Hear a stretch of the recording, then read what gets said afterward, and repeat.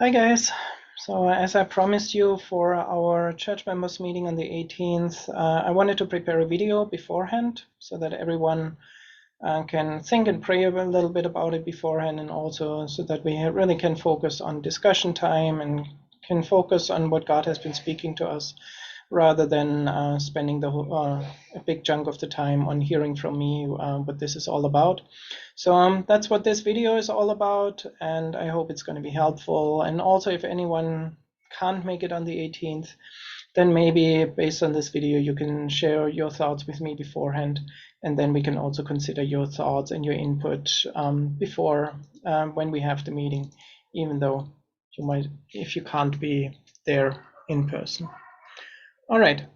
So what are we going to talk about on the 18th? Let me give you a little bit of a background, since some of you are relatively new and maybe you haven't really seen the history of our church. So we have been talking about doing outreach a lot for many years. And of course, then there were some internal problems, and then there was Corona, and all that was kind of a setback. But outreach has really been something that for many years has been on our hearts, and something that we really want to be more proactive about. And we've been talking about it a lot. We have been preaching on it. We have been doing things together. But so far, we don't really see that the church as a whole is embracing this calling to do outreach. Yes, we have some events, and yes, now and then we have new people coming, and we see that people are inviting others now and then. But we don't really see this really being kind of the core of the church, or being at the center of the church the way we feel it should be and the way God wants it to be. And so what we really want to do now as part of this meeting on the 18th is that we want to come up with a strategy how we do this together as one church. That we don't just say, okay, everybody do outreach, and then we kind of leave it there, but that we come up with a strategy and some ideas how we can do this together as one church, and how we can work together as one church to make this happen. The feeling that we get is that, at least for some of us, might not be true for everyone, but for some of us, we kind of get this feeling we're coming on Friday, we're coming on Sunday, and we're kind of hoping and praying that newcomers will come, or that somehow people will find us. But we don't really feel that we are really as proactive as we should be to really reach out to people, at least not everyone. For those of you who have not heard this, last year, October, I was at a pastors' conference in Milan, and that was a time when God spoke to me very, very clearly. And he spoke to me through John 5, the man who was lame, who was waiting at the pool.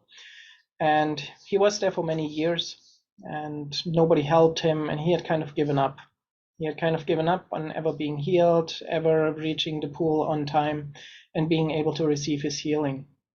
And the verse that then really spoke to me, or that God spoke to me there during that conference, was then John 5, verses 6 to 8. When Jesus saw him lying there and knew that he had been now a long time in that condition, he said unto him, Will you be made whole? The invalid man answered him, Sir, I have no man when the water is troubled to put me into the pool, but while I'm coming, another steps down before me. And here was then the key verse. Jesus said unto him, Rise, take up your bed, and walk.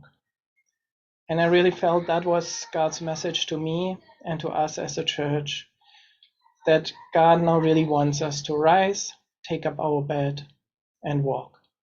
To rise up and to reach out. Get out of our comfort zone, get out of our routine, get out of the things that we are already doing. Not that that is bad or anything, but really now getting out and saying, we are now stepping up, we are now rising up, and we are now walking, and we are now going out and reaching people. As part of that sermon series, towards the end of the last year, I also then showed you this image, which kind of describes us pretty well. So we are on the right side, we are the church, and then we have 9 Christians who are on the other side of the bridge. And then the question is, how do we get the people to cross the bridge and to come to us? And one possibility would be that we simply wait on our side and we shout over the bridge and we then simply go on the other side, we don't go on the other side, but we simply shout over the bridge, and we're hoping that someone else will hear us on the other side and will come to us. But of course, if we are honest, that's very unlikely. Of course, the one or the other person might come, but people will ask the question, why would I want to cross that bridge? Why would I come over there? I kind of like it on my side. And so what we need to do instead of shouting over the bridge is that we go over the bridge. We go to the places where the people currently are. We go to the people and we build relationships in their current place, in the workplace, in our gym, where we spend our free time, whatever we are doing. And that's where we are going over the bridge. We are going to people where they currently are at. And then we build relationships based on their lives. And then as part of building relationships with people on their side of the bridge, then we can also offer people and say, hey, by the way, I'm part of this church. By the way, I'm a Christian. And by the way, I'm inviting you to come over the bridge with me and to check out our church as well. Obviously, going over the bridge, building relationships, and then offering people to come over the bridge with us is going to be much more effective than just shouting over the bridge. And so shouting over the bridge, that's things like social media, nothing wrong with that. That's things like flyers and websites and all those things. And of course, there's nothing wrong with that. Some people will respond to that and some people will come if we shout over the bridge, but most will not. And so we want to change that approach now. We don't want to just shout over the bridge. Instead, we want to go over the bridge. And we want to be the ones building relationships where people are currently at. And then as part of those relationships, inviting people to come over the bridge with us and inviting them to our church. When we look a little bit at the strength of our church, what we are good at, we are not the kind of people who are really good at street evangelism. Now, there's nothing wrong, and I'm not saying that's a bad way of evangelizing. And so if someone is good at street evangelism, we are certainly not saying don't do it. But I don't think that's the greatest strength of our church. On the other hand, I believe our community can be very attractive to people. Many people in a city like Munich, they are really lonely.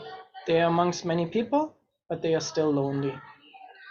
And so our goal now is that we build relationships, we find these people, and we offer them to be part of our community. And we extend our community to the people around us. And as part of that community, then of course, we will also give them a chance to hear the gospel.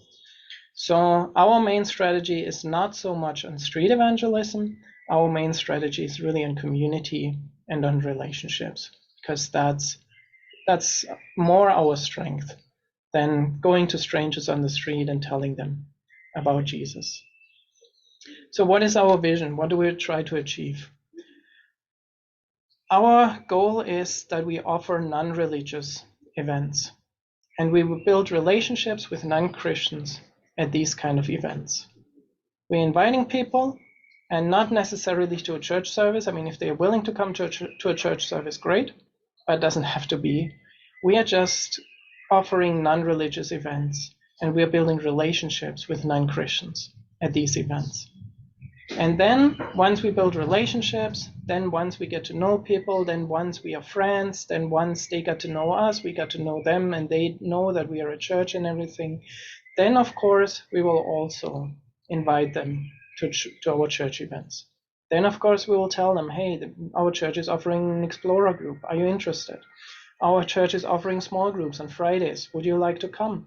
Our church is, of course, having Sunday services every Sunday. So would you like to come to a service? So we do that still, but we do one step in between. Instead of just going to strangers and inviting them to church events, we want to offer non-religious events where we can build relationships with them. Some ideas that we have so far. And these are just ideas. This is certainly not limited, and we don't want to limit anyone or kind of put anyone in a box, but these are some ideas that we had so far. One would be a marriage course.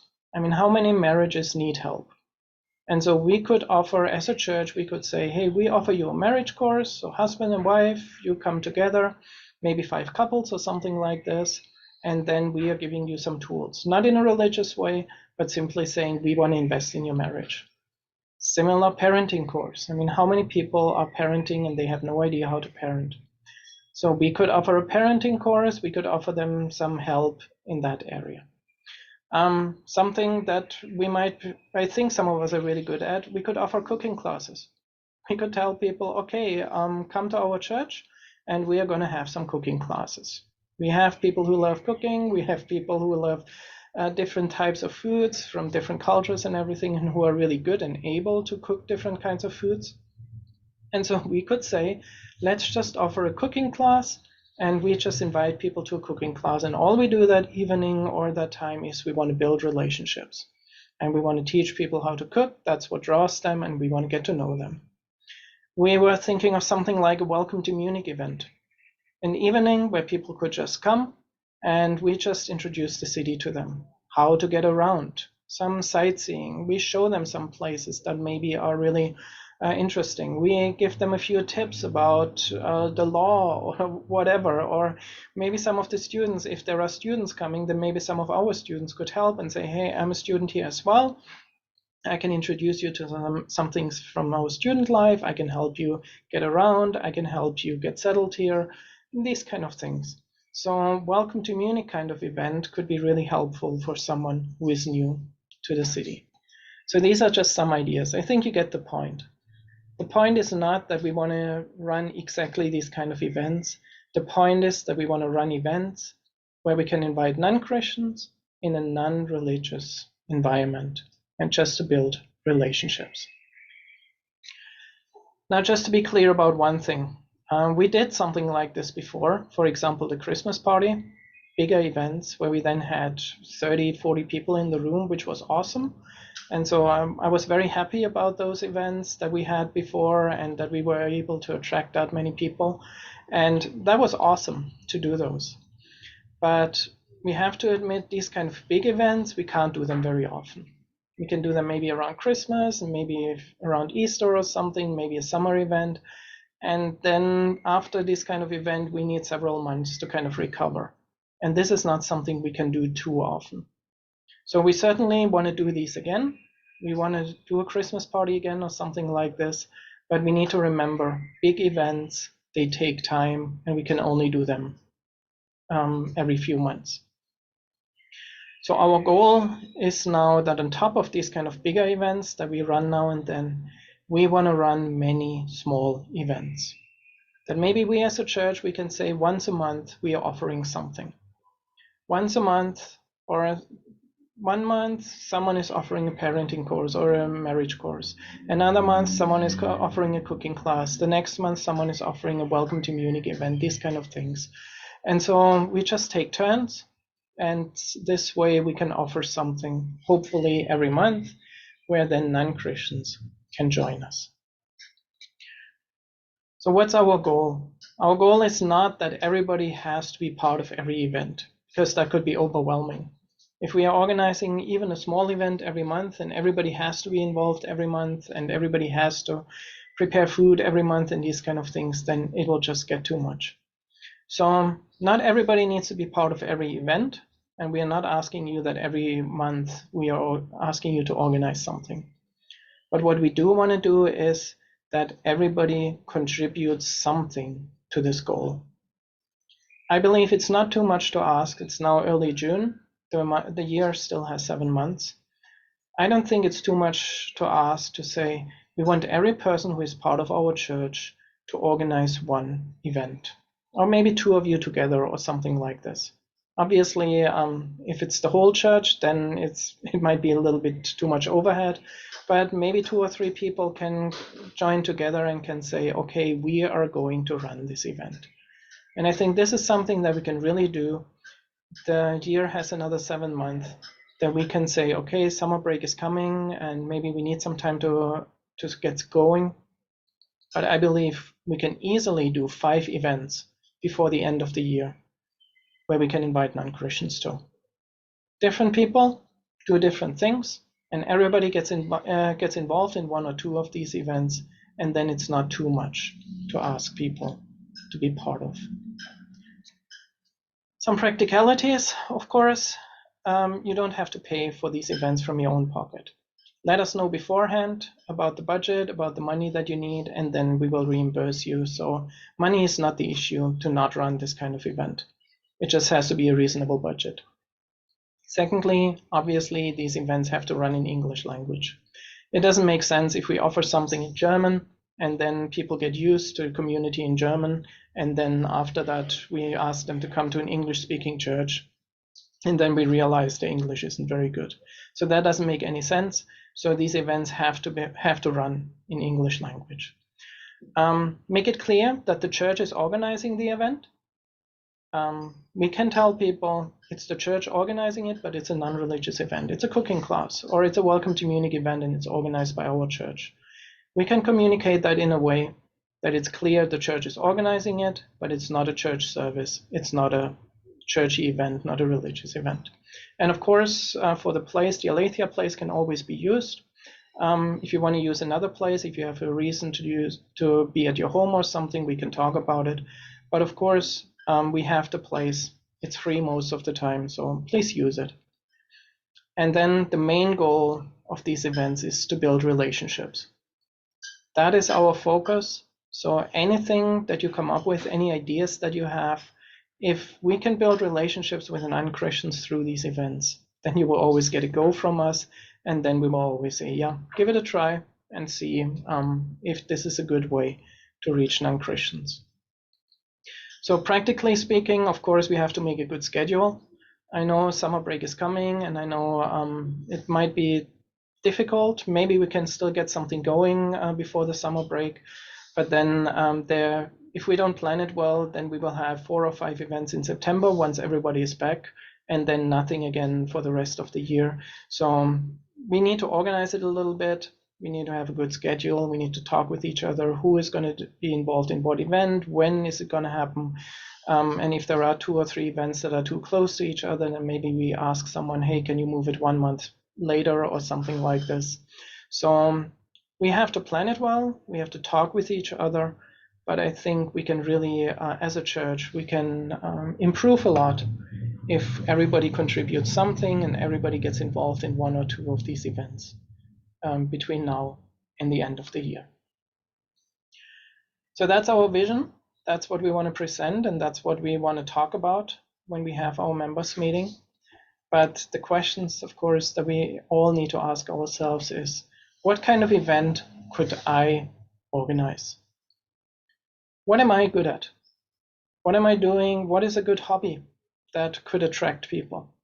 What am I doing in my job that could help me, give me some of the skills or abilities or opportunities to say, hey, I can use this to run an event for non-Christians. So what kind of event could I organize? And the second question is, can we already put the first event or maybe 2 events or something like that on our schedule? Are we already there that we could say, yeah, we have the people. Yeah, someone is willing to take the lead on it. Yes, we can organize this kind of event, and we can already put it on our schedule. So that's the kind of questions we would like to discuss on the 18th. If you have any questions in the meantime, if it's not clear to you what I just presented or the vision that I presented is not clear, then please let me know. Then of course we can talk about it beforehand, and hopefully then everybody can make it on the 18th. We can have a good discussion on that day, and we can have a fruitful time where we can really work together towards this goal of being one church that works together towards this goal of reaching non-Christians. So that's what I wanted to present. That's what I wanted to inform everyone about. And I hope it made sense.